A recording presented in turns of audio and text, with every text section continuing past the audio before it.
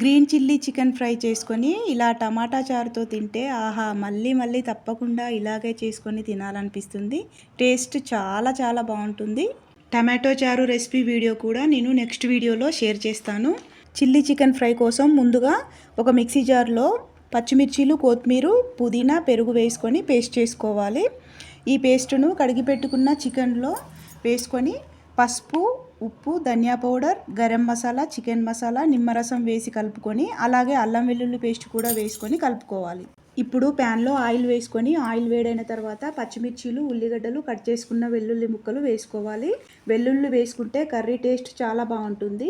ఇవి ఫ్రై అయిన తర్వాత పసుపు వేసి కలిపి పెట్టుకున్న చికెన్ను కూడా ఇందులో వేసుకొని కలుపుకోవాలి. మూత పెట్టుకొని ఉడికించుకోవాలి. మధ్య మధ్యలో కలుపుతూ ఉడికించుకోవాలి. ఇందులో ఉన్న గ్రేవీనే సరిపోతుంది.